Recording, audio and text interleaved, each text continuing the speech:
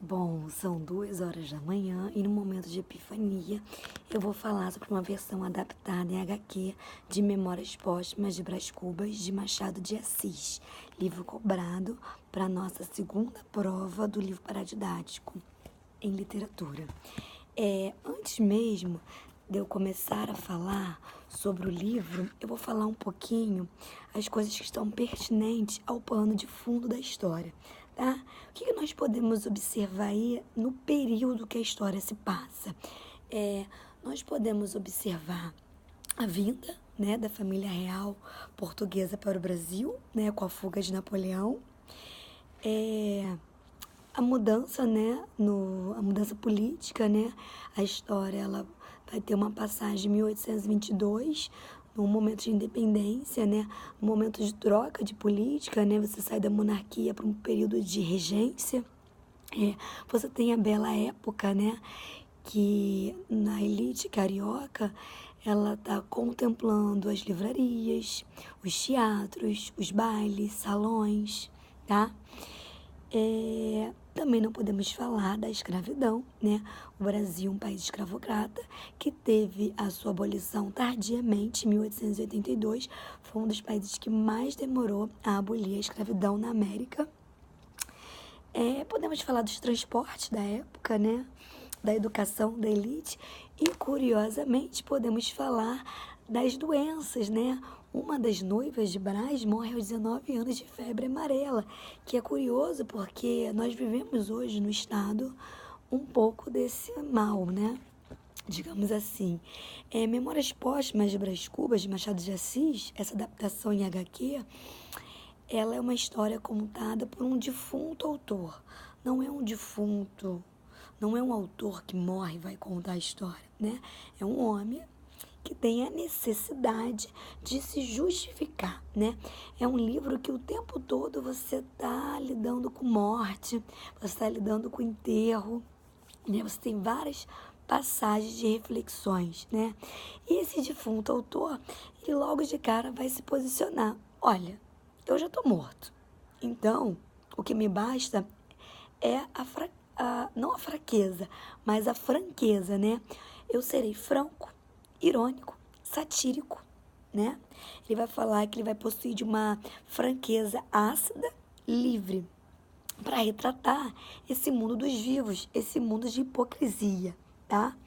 É um protagonista crítico, sarcástico, que vai falar dessa elite carioca do século XIX, tá? Ele é ele coloca um ar pessimista e preconceituoso também. Vai falar dos interesses e dos vícios da sociedade, né? E logo de cara é curioso porque ele vai declarar a sua obra aos vermes, né? Ele fala assim, ao verme que primeiro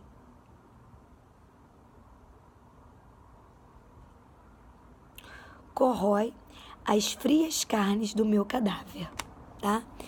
E podemos falar sobre 2 pontos curiosos a nível teórico da literatura. A intertextualidade, que ele vai fazer intertextualidade com Moisés, porque Moisés também, na sua passagem bíblica, vai contar a sua vida a partir da morte, então ele faz essa analogia. E também ele vai citar em 2 momentos Shakespeare, tá? Ele começa falando que seu funeral não foi tão dramático como uma obra shakespeariana, né? Como Hamlet, mas foi dramático, né? Ele vai morrer de pneumonia. Na verdade, ele justifica que ele não morre de pneumonia. Na prática, ele morre de uma ideia fixa, né? Ele tinha uma ideia fixa de produzir um emplasto. Esse emplasto seria um antipocondríaco para aliviar a melancolia da sociedade, né? Então ele pensava nessa glória, né, de ficar famoso, de ter um emplasto com a sua face, com o seu nome, Brás Cubas, né? Um remédio que poderia servir para qualquer mal. E essa ideia faz ele sair da sua casa, ele toma um golpe de ar, não trata e vem a falecer de pneumonia. Então, antes do seu velório dramático, ele vai ter um delírio, né? Esse delírio, talvez o delírio da morte, né? Ele vai para um lugar inóspito, ele vai para o início de todos os séculos, ele monta no hipopótamo, vai navegar por terras frias, e ele vai encontrar a mãe natureza. Ele, mãe natureza, você que é mãe, né? Toda mãe é misericordiosa. Ela, não, nada disso. Eu lido com a vida assim como eu lido com a morte. Mas, enfim, aí ela pergunta para ele, no mesmo posicionamento, né? Que queres tu, sublime idiota, viver somente, né? E ela vai falar, olha, a vida não é tão boa assim. Nem a ciência, nem a memória de um homem vai dar conta da história sombria e cheia de distopias da humanidade. É melhor você morrer mesmo. Se contenha com a morte, que é muito melhor do que a vida, né? E aí, ele começa lá com o seu funeral e é um livro meio de justificativas, né? Parece que essa pessoa, esse defunto que se torna autor, ele vem para justificar certas coisas, né? Ele começa dizendo, olha, o meu enterro foi um enterro de apenas 11 pessoas, de poucas pessoas, mas por que não foi divulgado no jornal, né? Ficamos assim. E é engraçado que ele não é uma pessoa querida. Então, uma pessoa começa a fazer uma declaração onde Brás possa ter sido um grande amigo, fiel amigo, e ele vai responder, né, mentalmente: boa herança que deixei para ele, né? Também vai estar lá Virgília, né, seu grande amor, sua grande paixão, que não é sua primeira paixão, né? Virgília poderia ter sido sua esposa, que não fora, e acabou sendo sua amante de longa data. Então, passando esse velório, esse momento deprê, que ele tá ali, né, se justificando a partir da sua morte, ele vai voltar para o seu tempo de infância. E logo no seu tempo de infância ele fala, olha, eu fui um menino capeta, eu era terrível, coitada das escravas, coitada dos meninos, né, dos filhos das escravas, porque eu era uma peste. E aí, logo em seguida, é curioso porque ele faz crítica aos pais. Ele vai falar assim, minha mãe era uma senhora fraca, de pouco cérebro e muito coração. Bonita, mas modesta. E meu pai me mimava muito. Meu pai me amava. Porém, o meu pai, ele gostava de persuadir os outros da nossa nobreza. Mas no fundo, eu acho que ele queria persuadir a si próprio, tá? E logo depois que ele retrata a infância, alguns personagens começam a surgir naturalmente na história. E é engraçado que ele vai falar de menino, criança, vai pular para a sua escola. E na verdade ele fala literalmente, esse tempo de escola, vamos pular, que é um saco, né? Para que falar desse tempo da escola? Mas, logo nesse tempo da escola, vai aparecer o Quincas Borbas, né? Que foi o seu colega de escola, que era também uma outra peste, né? Pensativo, talvez, mas uma peste, né? Que junto com ele só era traquinagem. Também tem uma passagem curiosa, Dona Eusébia e Dr. Vilaça, antes do casamento, ainda jovens, vão dar um beijinho romântico às escondidas e ele persegue esse casal jovem e vai narrar para todo aquele encontro familiar, para aquela festa, que o Dr. Vilaça beijou a Dona Eusébia, o que era um despautério para a época e vai ser uma baixaria, né? E logo após, ele vai adentrar em 1822, que é o momento político aí da nossa história da independência, e nós comemorando nas ruas, todo mundo está em festa, e ele vai ver várias mulheres belas. Mas entre todas as mulheres belas, ele encontra quem? Marcela, né?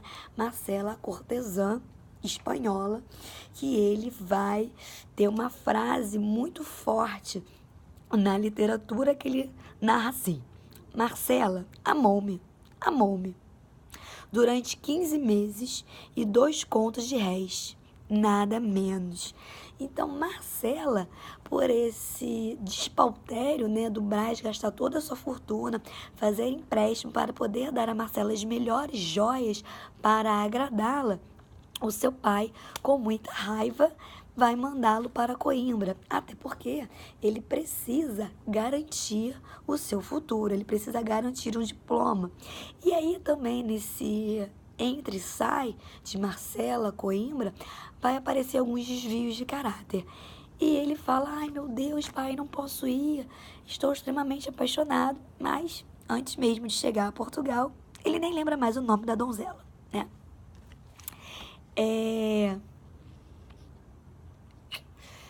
Em Coimbra, ele não se dedica literalmente à faculdade, né? E aí vai entrar uma outra crítica. A crítica que o conhecimento da elite, muitas das vezes, é um conhecimento superficial, né? Um conhecimento pautado em pequenas decorações, tá? E ele tá de boa em Coimbra, ele consegue tirar o seu diploma, tá entre mulheres e festas, ele recebe uma carta. Brás, venha embora, a sua mãe está muito doente. Primeira vez que ele vai lidar com a morte, no falecimento de sua mãe. Muito triste, ele não chora, mas ele guarda muito sentimento, muito rancor. Ele vai até entrar num momento um pouco depressivo, tá? E esse saber superficial vai ser declarado um pouco ali no enterro da sua mãe, que ele vai declarar alguns conhecimentos gregorianos, algumas palavras em latim, mas tudo ali muito pautado naquela caixinha menor. Na mediocridade, né? Aparece essa palavra mediocridade na história, né? A minha mediocridade, né? Ele vai pra chácara na Tijuca, ele não tá bem, ele de fato tá triste, né? É a primeira vez que ele lidar com a morte. E ele vai citar Shakespeare mais uma vez. Ele vai falar assim, que bom que é estar triste e não dizer coisa nenhuma. O seu pai vai visitá-lo e vai falar assim, olha, acorda pra vida, você precisa casar. Você precisa se posicionar na sociedade, você precisa se posicionar na política, você precisa se posicionar no emprego de nobre, né? Você precisa manter o nosso sobrenome, né? Cubas, né? E ele tá bom. Mas antes de eu descer, de eu ir para a cidade, eu vou visitar uma antiga amiga da família, que é justamente a Dona Eusébia, né, daquele caso do beijinho, que Dona Eusébia já é uma senhora e tem uma filha, que é a Eugênia, né? Ele, quando chega à casa da Dona Eusébia, ele vai ver aquela menina, ele vai falar, nossa, linda ela, né? Estou doida para beijá-lo, né? Podemos ver isso no seu olhar. E aí ele leva a Eugênia para passear. E ele fala, Eugênia, você está com algum problema no pé? Não. Eu sou coxa de nascença. Ele, ai, desculpa, que mancada, né? E é curioso, porque ele gosta da menina, ele gosta da sua boca, ele gosta do seu olhar, ele tem um flerte forte com ela, mas como a sociedade é hipócrita, ele não pode casar com uma coxa, né? E ele vai ficar se lamentando, linda, linda, mas coxa? Coxa, mas linda. E aí, ela, uma postura séria, ela chora, poucas lágrimas, e fala, tchau, tchau, vai viver a sua vida, que eu vou viver minha vida. E aí ele faz uma metáfora, né? Ele pensando, né, remoendo ainda essa ideia do coxa, ele fala, muito fácil matar uma borboleta preta, né? Melhor se ela tinha nascido azul. Ele faz essa ponte de pensamento ali no seu eu íntimo, né? Essa analogia brutal, né? As comparações da vida. Ele vai para a cidade, como havia combinado com o pai. Ele vai atrás de um companheiro do pai, que é o companheiro Dutra, né? Que é o pai de Virgília. E ele tá se achando, dançando com Virgília, chamando Virgília de marquesa. Por que eu sou marquesa? Ah, porque eu serei o futuro marquês, o futuro presidente do Brasil. Porém, vai aparecer um homem, Lobo Neves. O Lobo Neves, ele vai arrebatar a candidatura do Brás e também, de quebra, vai arrebatar Virgília. Ou seja, o Brás vai sair perdendo nessa. O pai morre anos depois ele encontra Marcela na total decadência também. Encontra Brás Cubas, seu amigo de escola, também em total decadência como mendigo, né? E também vai encontrar Prudêncio, um escravo de família, né? Na verdade, Prudêncio era um escravo que ele fazia cavalinho, né? Prudêncio era o seu cavalinho de infância. E aí, outra ironia da vida, o Prudêncio, que era um ex-escravo, um escravo ao forro, ele vai estar dando chicoteada na rua num escravo alheio. E aí Brás, com a sua ironia, vai falar: Prudêncio, você nunca passou por isso na minha casa? Né? E Prudêncio prontamente, naquela submissão, né? Apesar de alforriado: não, senhor, desculpa, vai começar a se justificar porque ele estava batendo no seu escravo, porque seu escravo era um bêbado, não conseguia cumprir nenhuma tarefa, né? Mas são pequenos pontos de reflexão que tem na história para a gente fazer esse diálogo, né? De vícios da sociedade, de condições da sociedade, de submissões da sociedade, tá? E Dona Plácida também vai aparecer na história como uma figura submissa, assim como Prudêncio, porque Dona Plácida, ela tinha uma relação com a família de Virgília, né? Dona Plácida engravidou aos 15 anos, sempre trabalhou, né? A filha nunca valorizou, fugiu com um homem qualquer. E a Dona Plácida, ela, devido a toda a sua dificuldade, ela acaba submetendo a esconder, né, esse romance de Virgília e Brás Cubas, né? Virgília vai ter um flerte ali com Brás durante um tempo. Em algum momento vai ser pega até de susto, porque o seu marido vai chegar justamente na casa onde esses amantes se encontram e onde eles estão, né? Brás rapidamente se esconde e Virgília contorna a situação. Tchau, Dona Plácida. E Dona Plácida: ai, obrigada por nunca esquecer de mim. Vamos, Brás. Vamos, Léo. Vamos, Lobo Neves. Você tá indo pra casa? Eu vou te acompanhar. E tirar logo o seu esposo dali, porque ela sabe que seu amante está naquele recinto, né? E ela fica justificando, Dona Plácida fica justificando o porquê ela recebe aquele dinheiro, né? Ela tem medo de pedir esmola, então ela vai aceitar aquele dinheiro na inocência, que ela é uma necessitada. Mas no final ela vai morrer na miséria também, tá? Então Dona Plácida deixa-se corromper, né? Aí por algumas migalhas que vai ser oferecido como um presente, tá?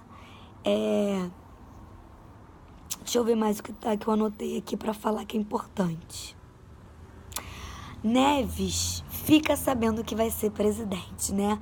Olha aí que maldição pra cima do Brás Cubas. O seu inimigo, que já casou com Virgília, agora vai virar presidente. O Brás, no momento de... Como é que eu vou dizer? O Brás, no momento de não saber como lidar com tudo isso, ele vai à casa do Lobo Neves, né? E Virgília vai ficar desesperada. O que você está fazendo aqui? E ele fala para Virgília: vamos fugir. Vem comigo. E ela manda uma carta para ele e diz: não dá. Eu vou até sair do país. Vou me ausentar do país, tá? E o que mais?